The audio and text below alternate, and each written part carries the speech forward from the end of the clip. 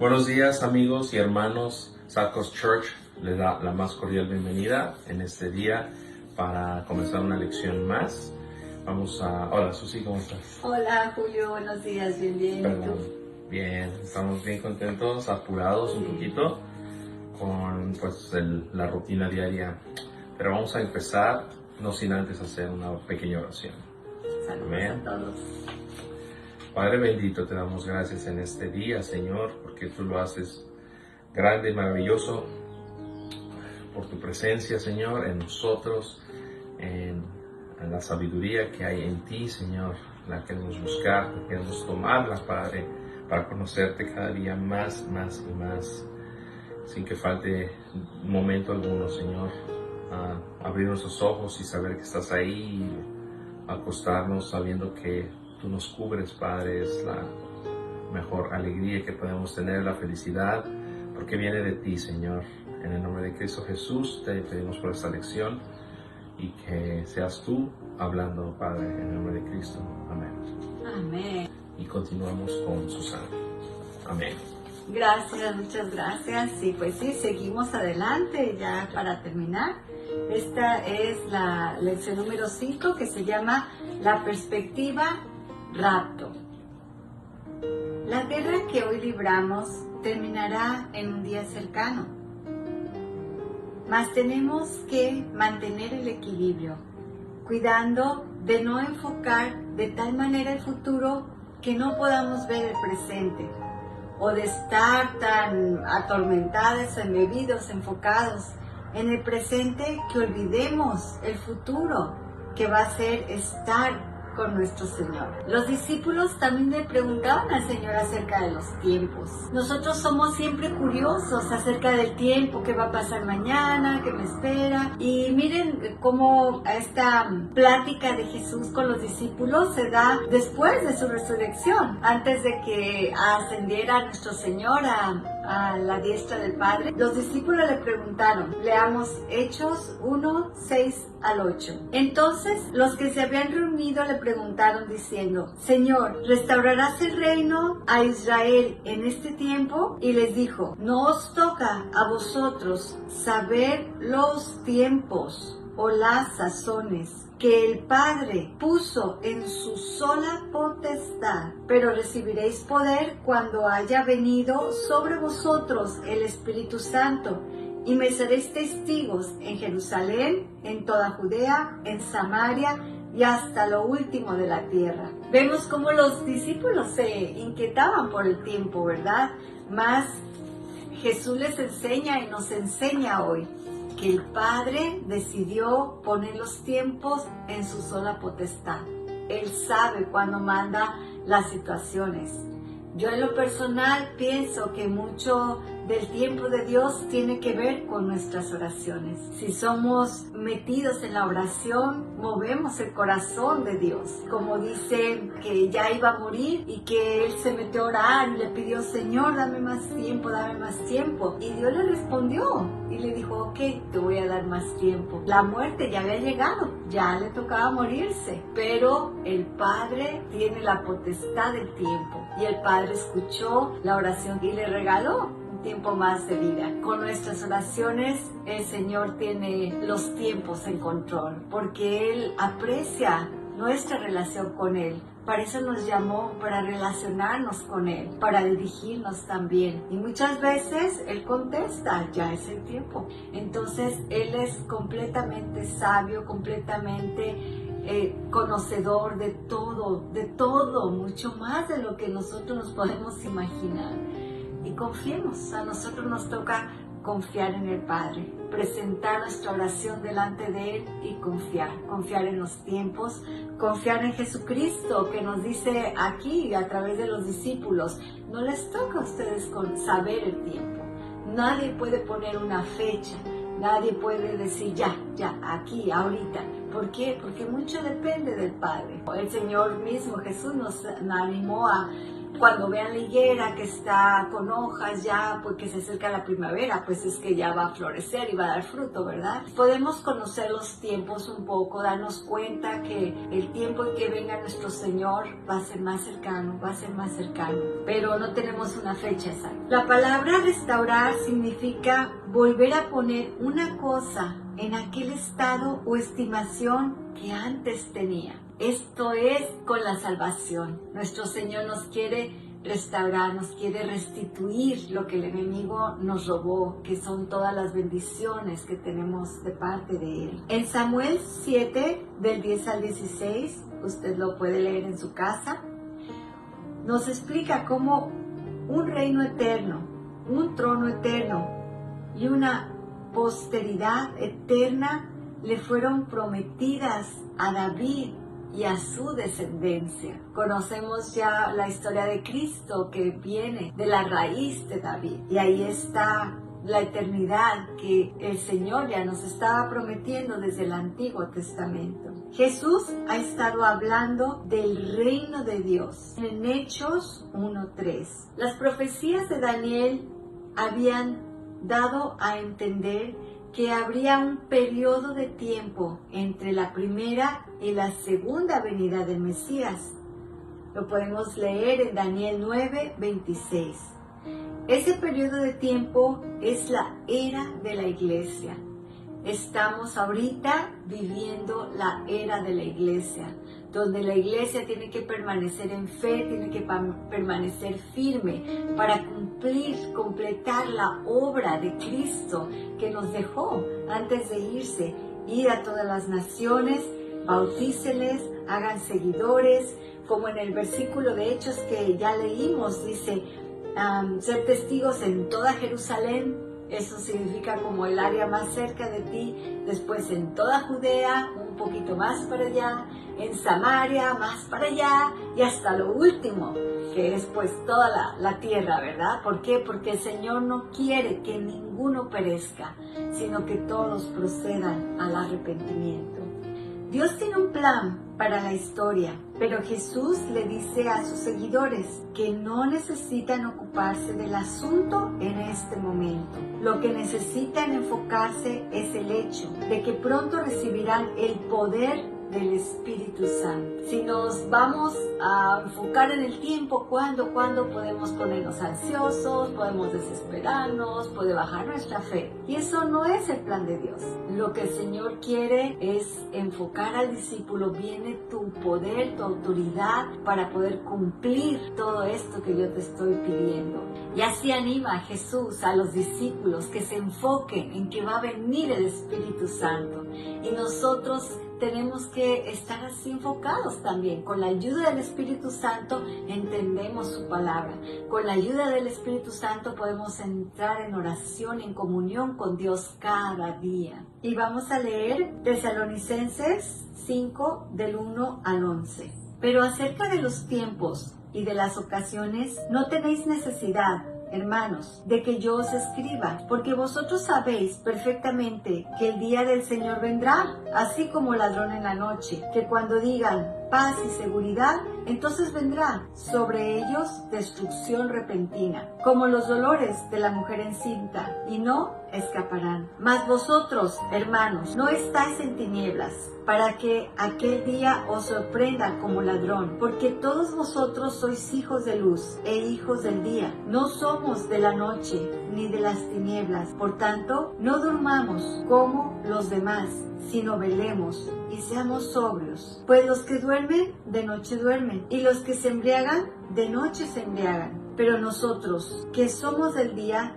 seamos sobrios, habiéndonos vestido con la coraza de fe y de amor, y con la esperanza de salvación como yelmo. La palabra yelmo significa casco. O sea, que esté en nuestra mente, protegidos con los pensamientos de Dios. Y bueno, en la última parte dice, porque no nos ha puesto Dios para ira, sino para alcanzar salvación, por medio de nuestro Señor Jesucristo, quien murió por nosotros, para que ya sea que velemos o que durmamos, vivamos juntamente con Él, por lo cual animaos unos a otros y edificaos unos a otros, así como lo hacéis.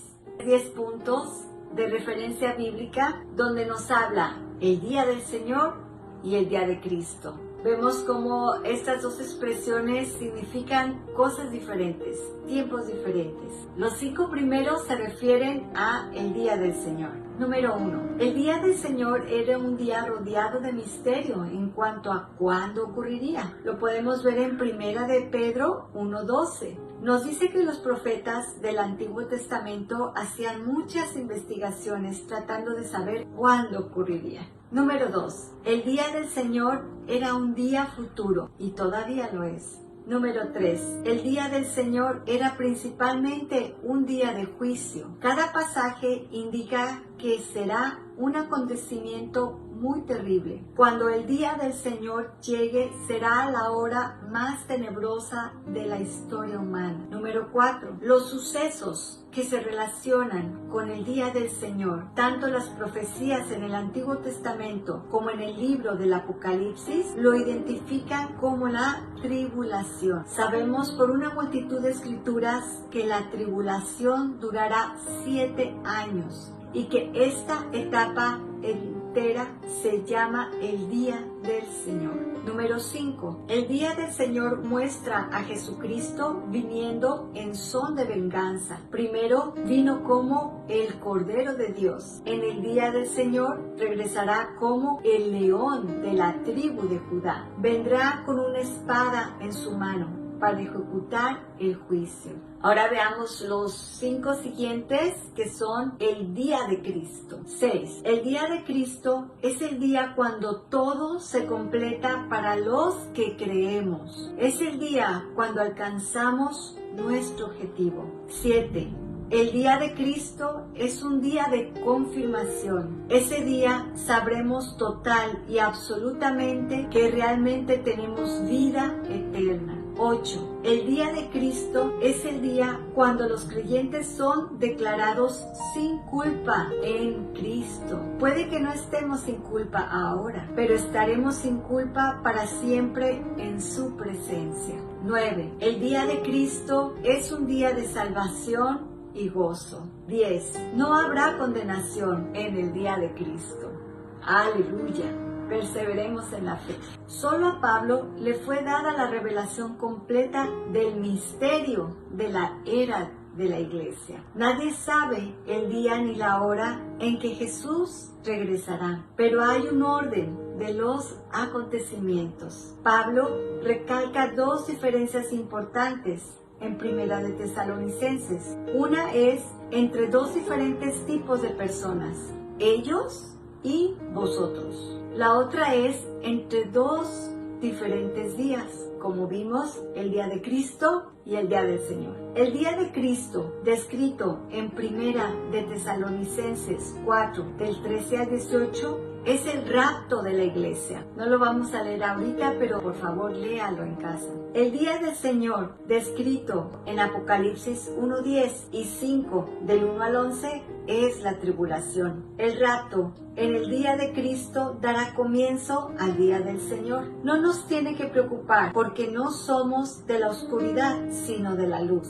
La palabra rapto viene de la traducción latina de una palabra griega usada solamente un puñado de veces en el Nuevo Testamento, arpazo, que significa arrebatar de un peligro inminente. Ya que todo esto está por suceder, no debemos dormir, sino estar alertas y sobrios. Pablo no quiere que estemos inconscientes, quiere más bien que estemos alertas y sin temor. Veamos que en Primera de Tesalonicenses 1, 9 al 10 nos anima a que debemos servir como si solo tuviéramos hoy y esperar como si tuviéramos 1000 años por delante. Esto es fe en reposo, como lo vimos, ¿verdad? En lecciones pasadas. Estamos esperando a Jesús, quien nos liberará de la ira venidera. No estamos destinados para la ira, sino para salvación. Recordémoslo leyendo Primera de Tesalonicenses 5:9. Sabemos que nuestra salvación sucede en 3 etapas. La primera, la salvación posicional, sucede en el instante